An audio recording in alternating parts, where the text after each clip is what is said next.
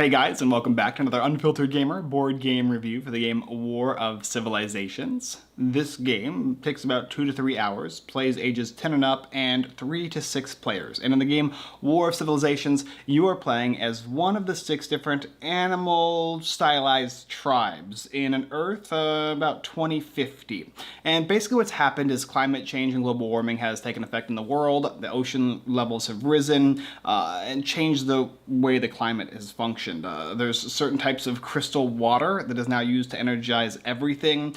Trees have gained the ability to manufacture aluminum, and you're going to be utilizing these resources to build war machines. Your clan is going to face up to other clans attempting to raid their islands, as well as trying to get to the fabled island of Myth. And what's going to happen is you're going to be building and constructing war machines, gathering clans and tribes, and breaching your island to the form of which you're going to gather all of the different locations on the island, thusly opening the middle area up and thusly being able to control the area of Myth. And what happens is once that triggers, there's a countdown phase. And depending on the length of the game that you choose to play, after 5 or 3 rounds, the game is going to end. And whoever has this wonderful thing at the end of the game is going to be the winner. However, there's one other way the game ends. You know what that one is? Yeah, if you control the most islands. And no one has the island of Myth, then the game will end in your favor as well.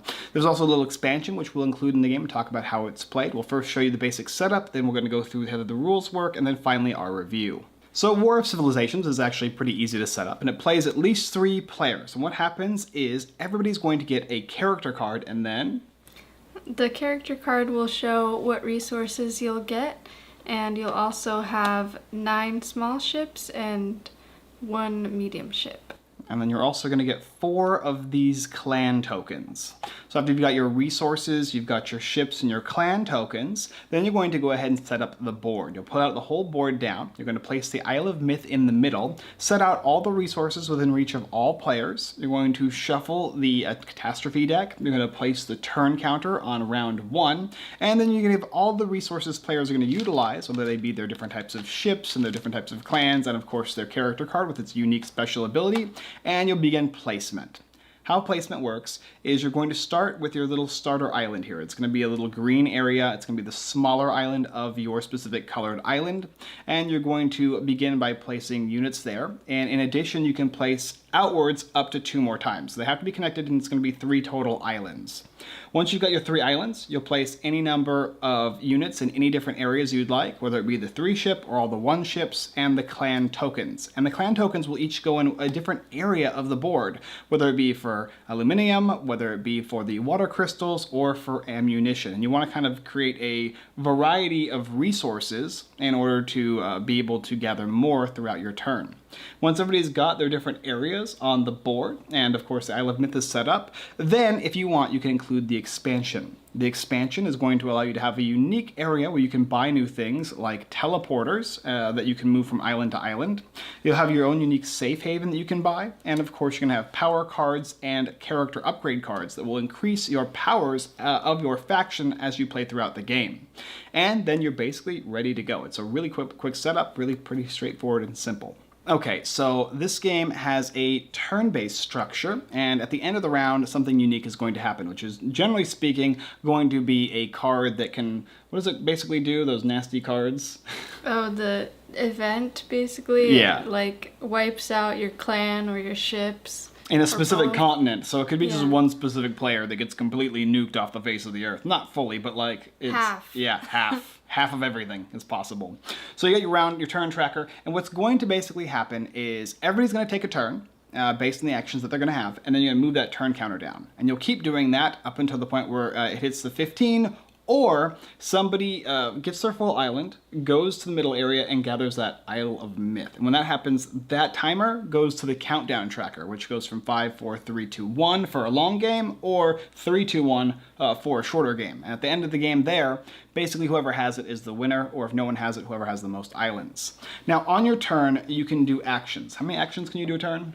3. 3. And then you can buy another one. Yes. So what happens is you're going to be able to take 3 different actions, and these actions are listed down here below, which is also included in the little expansion pack, which is highly needed. You need these player references, which is really nice. The base game comes with one here, which is extremely long and lengthy. We'll get to that in the review. But this here is really, really useful. So the first thing is going to be hiring a clan member. It's really easy. You're going to spend 1k water crystals. You'll take one of your little clan marker tokens, these guys here, and you'll place it on any location that you currently occupy. You're occupying a space as long as you have a ship there. And when you place it, you can choose any of the 3 different resource locations there, as long as there's not already a clan member there. And that's basically the action. It's going to be used for gathering more resources, the 3 different types. And then we're going to go ahead and buy ships. How do you buy a ship? You spend 4k blue, 4k white for a small one. Yep. And then the medium size is 7 and 7. And then the big one is 10 and 10. Yeah, and it gets really big. It's 1, 3, and 6, and those are the power of the ships for how you're going to be defeating your opponents. But on the offside, there's also a cost in order to use them for attacking, and it's going to be ammunition. So when you move them into a location with an adjacent enemy, you're going to have to pay ammunition, and what is it for each one of them? So for the small ship, it's 1, the medium is 3, and the large one is... 4. Oh, just kidding. 4. It's 1, 2, and 4. Yeah. And you'll be using that. And it tells you how much damage they have. It's basically just their power. If you don't want to buy a ship, you can instead collect resources, which is very important, especially early game.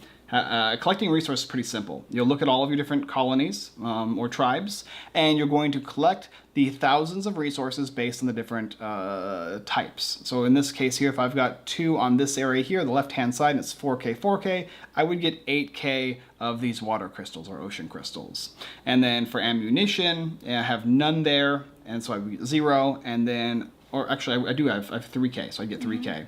And then for the aluminum, am I saying that right? Aluminum wood.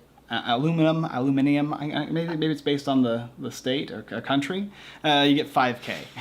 What? Yeah, I think so. I could be wrong. You can ask the comment section. And that's pretty much it. You'll gather all the resources based on where your colonies are at, and you'll add it to your little pool or supply. And you start with a supply at the beginning of the game based on your character. The next one here is to move a ship. It's pretty simple. Yeah, you can move a ship or multiple ships from one space to an adjacent space. Yeah, and usually it's going to be to try and control a new area. You always want to leave at least one ship on the previous area, otherwise you will lose control of that area. And if you have no ships in an area, you have no control of the area, and thusly you will lose your clans on those areas. So it's important to at least keep one ship, if not more. There's also redistribution. Now this actually happens at the end of your turn for free, but you can also do it as an action. And all that means is that any connecting islands that you have that are adjacent within the entire board, you can move around your ships to kind of reallocate how the different types of boats are structured. So if you have 3 and 3 and 1, you can move 1 and 1 over to the one that has 1, and now you have a 2, 2, and a 3. So it kind of divides out equally. And you can do that during your turn as an action or at the end of your turn. And then the final one here is going to be buying a special card. Now that's for the expansion mostly, and there's different types of cards. You have like power cards, you have like 2.0 and 3.0 character cards, you have teleportation tiles that let you move from area to area, and then you'll have these special safe havens that you can kind of set off to the side, and as long as you control your area, you'll be able to place guys here and you won't lose resources and valuable commodities there. And it works very similar to buying boats, right? You're going to basically be spending currency to buy the different things. And it tells you on here what the costs are. It's that simple. So on your turn, you'll take those 3 different actions. And then if you want, there's a special action. How does that work? You can spend 4k, right? 5k. 5k to these do water crystals. another action. Yes. But if you control your entire continent, then you can do that action for free. Yeah, so it's 3 actions on your turn, or 4 if you pay 5k or have your continent. And then you redistribute, right? And that ends your turn. Anything else? Was I missing something? That's it. Okay. After your turn's over, you move to the next player's turn. They'll rinse and repeat that option until all players are done. Then you move that turn tracker down 1 space. So good. And then on the second round, what's going to happen is players are going to get 1 free Power 1 ship and a free colony to place on any location they're currently at. And that will happen for the rest of the remaining rounds of the game. On the third round, you're going to be drawing these cards, I believe. These cards are like tsunamis and whatnot. These are the ones we talked about that are really nasty. And on the fourth round, then you're able to enter this area here, provided what one thing you have to do first. You have to control your whole continent. Yeah, so if you have your whole continent and it's the 4th rounder after that, you can move into these special zones, which you will then be able to move into the middle zone and take control of the Island of Myth, which will then trigger the countdown. Now, this can happen at any point in the game after the 4th round. If you want to go fast, you can or not. But the countdown will also be based on the length of play. You can play a shorter game for a 3-round countdown or a longer game for a 5-round countdown. And whoever has the Island of Myth or has the most islands without the Island of Myth, if it's not available, is the winner of the game. It's pretty straightforward. There's a couple little things that are involved with combat that we can talk about now as well, I suppose. How combat works is pretty simple. When you move onto a space, because you're moving from location to location based on arrows, or when you're going between ports, you'll have to go to a harbor first. And when you enter a space with an opponent, an opposing ship or faction, you're going to add your power versus their power. You're going to have to spend ammunition based on the cost of the ammunition, and whoever has the highest power wins. The winner will destroy the other fleet, and if that fleet happened to be the controlling island, any of their colonies will go away, and one of them will be replaced with your colony. So it's a way of kind of getting additional locations. And it's all about brute strength and having the ammunition in order to be able to successfully take control of the area. So even if you have a ton of ships but don't have the ammunition cost, it's basically like you could only use ships based on how much ammunition that you currently have. And I think that's pretty much all there is to the game. We'll talk about some more interesting stuff and all the extra little things in the review, which we'll go through right now. All right, so let's review War of Civilizations. The first thing I want to mention is this game comes from India. It's the second game I reviewed from India that is really, really good quality. The first one was called, oh man, I don't even want to butcher the name. I'll put a link in the description so you can check out that one. Really, really cool. Oh, Shasan Azadi, that was the first one, and this is the second one here. And we'll go through quality of components. So this game here has a really nice board. You can see everything pretty well. Color coding is a little bit of a challenge. Now, I understand why they did it, because they wanted to have each of the different colors represented, but I would have preferred the resources to all be the same color and just have the outside of the board show your color, and I think that would be enough information to get by with that. The movable gunboats work very well. They show the cost. It shows the power, and the size of them is also inherently pretty simple to understand. You can only have 7 different boats on your space. That works. And the colonies and where they placed. And I thought originally there might be an issue with how many pieces are going to be on the board, like how hard it would be to like get these amount of gunboats and these amount of gunboats, but it was never actually a problem for us, so kudos for that. Our work is pretty solid. This game is going to be kind of like one of those, it kind of reminds me of like one of those like late 90s video game style artwork as far as the cards go. But then you have the really high detailed terrain artwork on the board. So I prefer the terrain artwork on the board for sure, but the character design isn't bad either. Only one thing I guess I can say is paper money. It's basically paper money. It's like really thin, and there's a ton of denominations. This could have been tightened up a little bit more, I think. So you have less currency that you need to utilize. Maybe even just getting rid of the 1Ks and making sure that everything was just a 2K denomination or higher would have been nice. But it's not that big of a deal, and it was pretty easy to pay for everything, and it's not really paper money. It's at least thicker than the Monopoly money, which I appreciate, so that'd probably be my only really big ding on the quality. The box is nice, all the different player aids are nice. One of the player aids is like super in-depth and gives you a ton of tips and stuff as well, which is good, but I would prefer to also have a small player aid, just to show me what my actions are, how much everything costs on the backside, and that way when I want to look at the bigger one, that'd come in handy. Would you agree? Yeah, the player reference guide is definitely massive, and I mostly only used it to see what the types of actions were. Yeah, I mean, it has rules of warfare here. It talks about the end game, the central island myth, and over here it's got tips for planning actions and type of actions and turns. Really, it doesn't need the objective. It just needs your actions.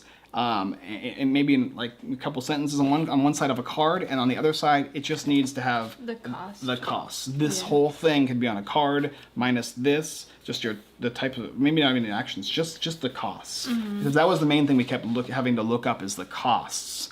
But But otherwise, I don't have much else to say about the quality. I mean, even still, like, they gave us a ton of different resources that we can utilize. There's a quick start guide, there's 2 different rulebooks that were very easy to understand and read through, and there's also a nice tutorial on how the game is played online, which I will also link for you guys. Let's talk about the theme. Did you feel like you were your own clan, warring against opposing clans, attempting to get to the middle of the board to get to the island? Like, what was your strategy? What did it feel like as far as my explanation of the theme of the game?